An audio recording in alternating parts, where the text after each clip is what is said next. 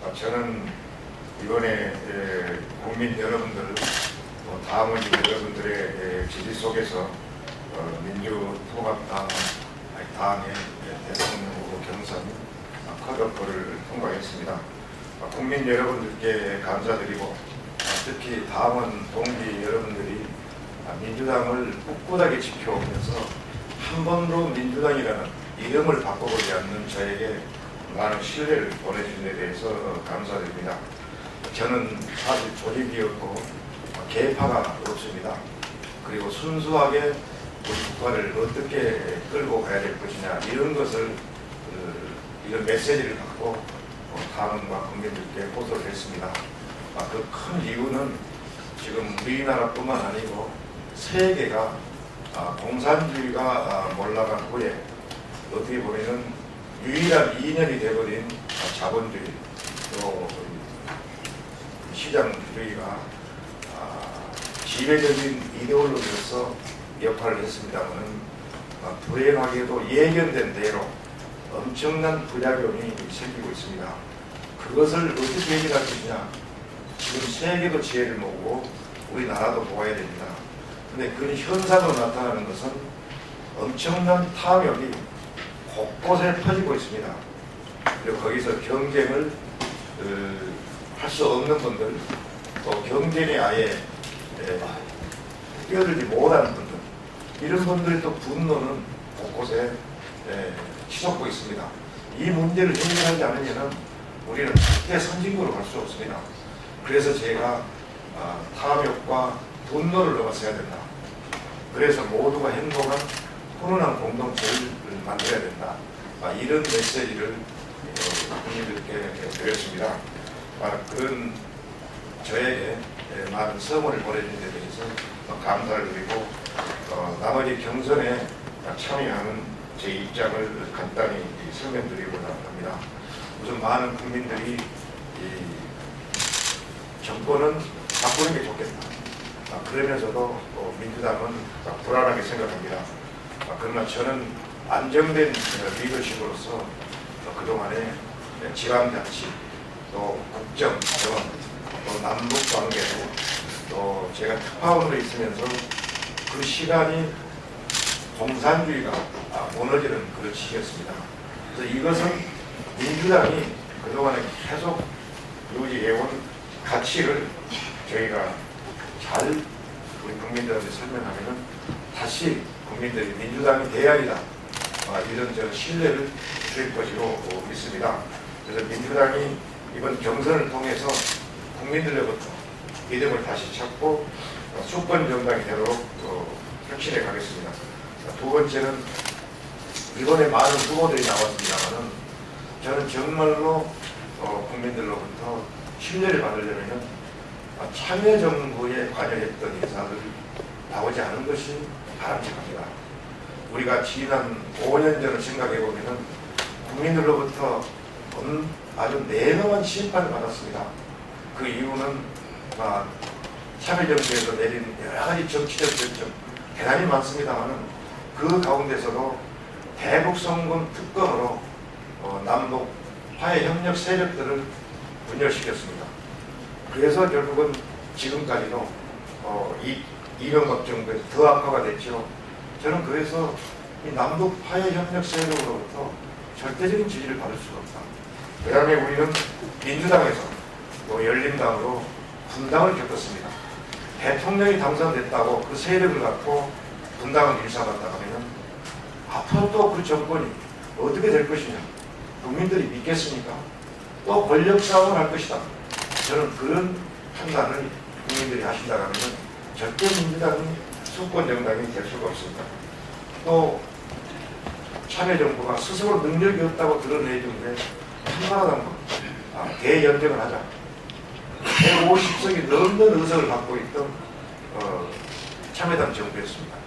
그런데도 연정을 하지 않으면 정부를 운영할 수가 없다. 그런 점에서 보면은 다시 그분들이 앞장서서 국민에게 봉사하겠다.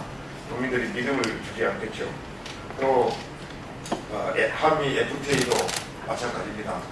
불쑥 내놓은 그런 안이 국민들을 지금까지 피곤하게 하고 있지 않습니까? 그래도 결론적으로 참여정부의 전면에 나섰던 분들이 민주당 본선 후보자로 나가가지고는 절대 국민들로부터 신뢰를 받을 수가 없다. 그리고 세 번째입니다. 민주당이 지금 정권에 수탁받을 수 있는 그런 신뢰를 갖고 있다가 갑자기 무너졌습니다. 그리고 지난 보선에서도 또 저희 이번에 서울시장 보궐선거 그리고 총선 이런 때 저희 민주당은 어떻게 보면은 국민들로부터 또 다시 한번 심판을 받은 겁니다. 이 과정에서 보면은 바로 민주당을 생각하지 않고 자신만을 생각하는 후보들이 있습니다. 그래서 후보도 못 내버리고 또 패배를 하는 또 한쪽에서는 너무 좌측으로 그렇게 이동을 해서 우리가 원칙 없는 연대를 함으로써 국민들의 신뢰를 받지 못했다고 봅니다. 그런 분들도 우리가 후보로 나간다 하면은 과연 국민들의 지지를 받을 수 있겠냐 이런 말씀을 드리고 저는 사실 김대중 대통령을 모신 후에 저는 민주당에 들어갔습니다만 한 번도 저는 민주당이라는 이름을 바꿔보지 않았습니다. 많은 분들 얘기하시지만은 당적을 한번 보시면은 다 다를 겁니다. 그래서 민주당이 신익기 선생님부터 조병호 박사 그리고 김대중 노무현 대통령에 이르기까지 민주당을 그 정신을 지켜온 사람이 저 박근혜라고 감히 국민들께 보고를 드립니다. 그리고 저는 삼선 지사를 위해서 지방에 많이 있으면서 지방 행정을 하는 사람으로 다 생각하고 계십니다. 아까 잠깐 말씀드렸지만 저는 지방 행정을 하면서 정말 참교적으로 일을 했습니다. 중앙정부 하는 것은 당연하지만은 또 우리 도가 자체적으로 하는 일, 요즘 화두가 되고 있는 복지를 비롯해서 어디에 일자리를 만들 것이냐, 또 교육 문제, 저는 지사로서 많은 투자를 했습니다. 그것을 여러분들께서 한번 보시면은 대단한 차이가 있을 것이라고 믿습니다. 저는 또 IMF를 김대중 대통령께서 취임하시자마자 IMF도 극복하는데 거의 반점을 못 잡고 지혜를 모았습니다. 한국의 IMF는 다른 나라보다도 환경이 너무 달랐습니다. 다른 나라는 IMF가 오더라도 자원을 갖고 있었습니다. 그러나 한국에는 자원이 오직 사람뿐이었습니다.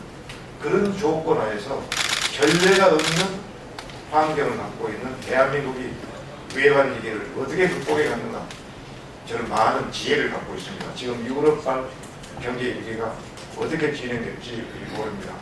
또 남북 화해 협력, 저만이 구체적으로 남북 화해 협력을 어떻게 열어가야 되는가. 우선 금강산 관광, 식량 문제 해결하고 북한의 식량 문제를 근본적으로 해결할 길이 있습니다. 그 저만이 갖고 있습니다. 그렇게 해서 북한의 식량 지원도 초기에는 하지만은 나중에는 우리가 돈을 들이지 않는 그런 식량 자급 체제를 북한에 갖춰줄 수가 있습니다. 그리고 모든 것 정상회담도 중요하고 하지만은 결국 남북 간에 대표를 열어야 됩니다. 그런 식으로 저는 남북 관계를 여러 가지 지혜와 또 주변에 미국이나 중국 저는 우분들을 갖고 있다고 봅니다.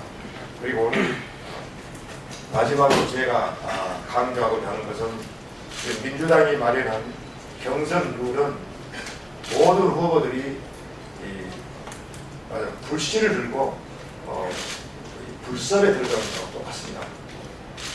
그렇다고 하면은 이 선거 과정에서 모바일 투표라는 이 제도화에서 우리가 경험을 했습니다.